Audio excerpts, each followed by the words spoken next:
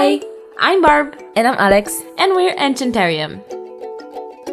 Quick note, we now have subtitles in English and in our native language, Polish, mainly so our number one fan, our grandma, can understand what it's all about. In today's video, we'll be making Iolanthe, the Traveler, for the second installment of Kyro's one-of-a-kind challenge. The point of the challenge is to make a doll based around your name's meaning. Last time we've made Alex's doll, Irene, and this time we're doing my doll based on the meaning of name Barbara, which is traveler from a foreign land. Another dimension is a foreign land, right? Iolanthe shall be an interdimensional witch then. For this custom we're using Gilda Goldstack doll, as her horns match Barb's zodiac sign Capricorn. First, I cut her hair as close to the head as possible and remove it from the inside using scissors and tweezers. I remove her face with acetone, with cotton pads and buds.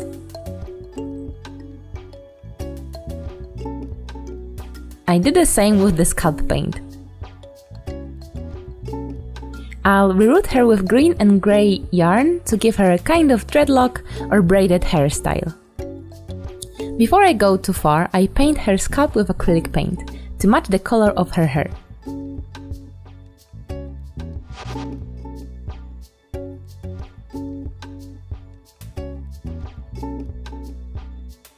To secure the plaques, I'm pouring glue inside her head.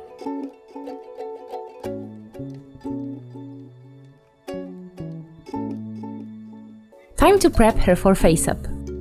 I'm just tucking the yarn away with a piece of cloth and pins.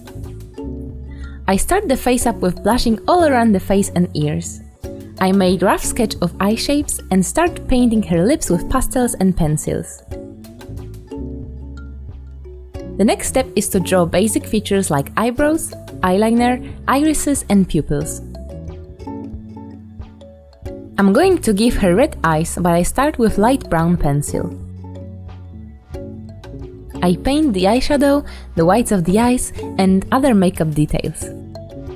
They all have to be layered with MSC a few times if you want to have vibrant colors.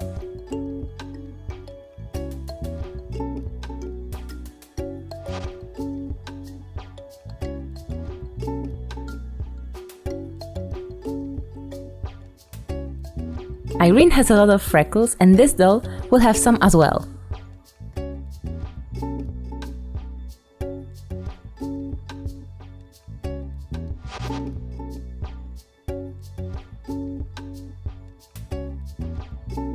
I like to paint a white line on the cupid's bow, on the bottom lip and inside irises.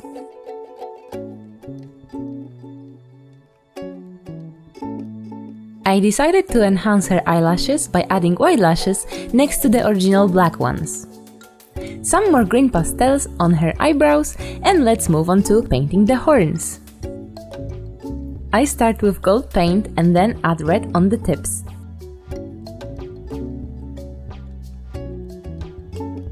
I thought she needed more freckles and gloss on her lips.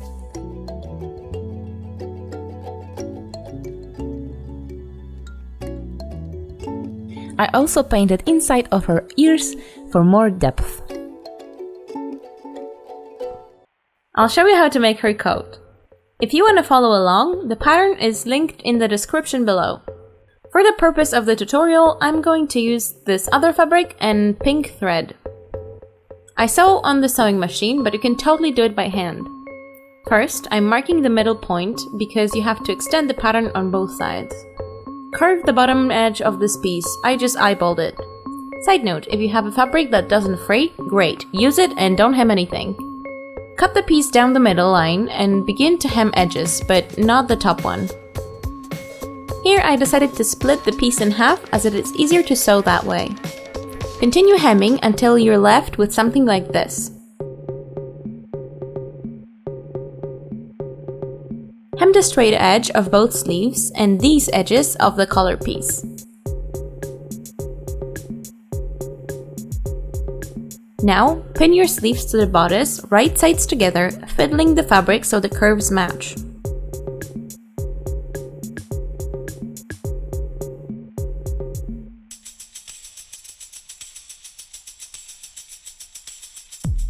For this part, I use the hand crank on my machine or sew by hand. Repeat on the other side. Now, make sure you have your bodice right sides up and your collar also right sides up. Align the parabola-shaped parts and sew along it. After that, press the seam allowance down to the inside of the bodice and top stitch. Fold the thing right sides together so you can close the sleeves and sides. Sew on both sides and turn inside out.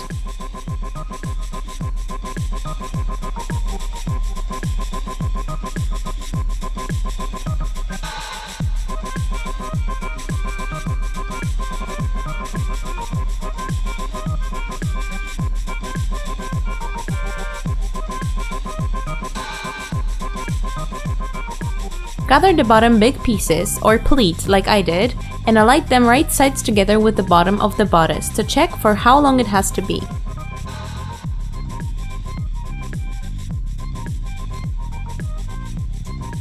First, sew the gathers in place so it's easier to attach them to the bodice. Pin and sew the last seam. I like my bottom pieces to overlap where the middle line that we eventually cut was, to cover the booty.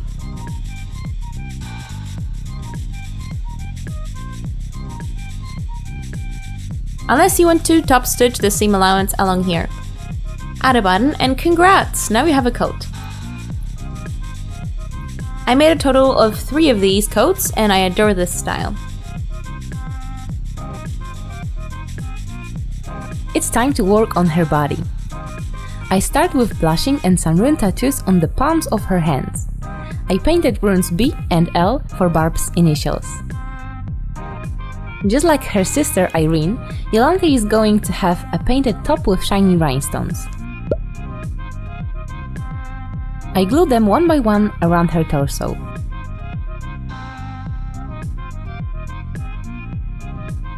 I made her dark shorts to cover her private area.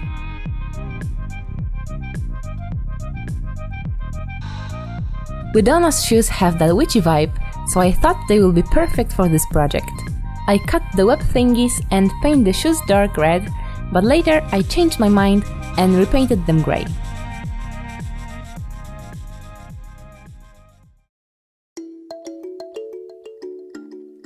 I'm adding some piercings as I have a few myself, and I thought it fit the overall edgy, witchy style of Iolanthe.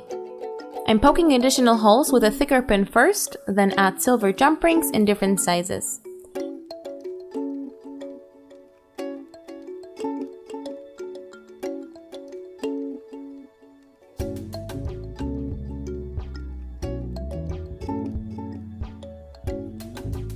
I struggled a lot to put her nose ring in. To make her skirt, I cut this faux leather in stripy fashion, and I'm going to glue it on the doll, but not to the doll, using super glue. We all know how that ended. Anyway, using small amounts, I'm wrapping, gluing, wrapping until I get the volume I want.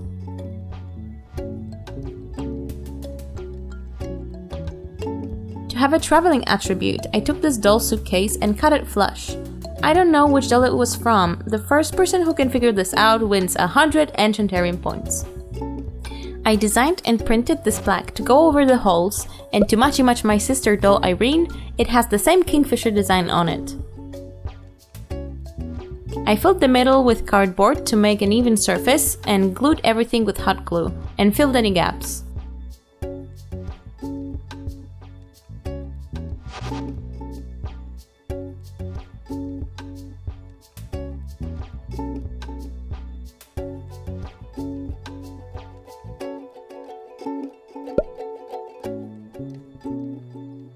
My job here is to paint things, so it shouldn't be a surprise to you that I painted this suitcase. For the basic color I chose almost black-grey and started coloring the details with acrylic paint mixed with Pearlex powders in teal color. We also printed this vortex thing. It was originally a vase, but we scaled the model so it looks like a portal that Iolanthe has in her suitcase. The original model is linked below. It needed some magical sparkle, so I glued a piece of iridescent foil at the bottom and decorated it with glitter and rhinestones.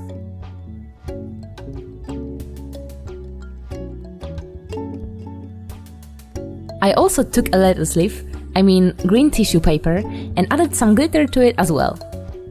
It's going to create some new texture to our portal. I glue my lettuce leaf on the inside of the suitcase and attach the portal with the glue gun.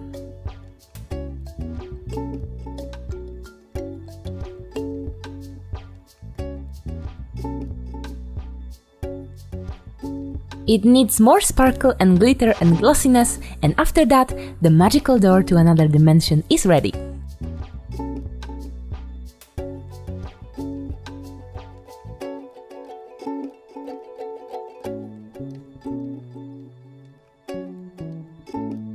This is how she turned out!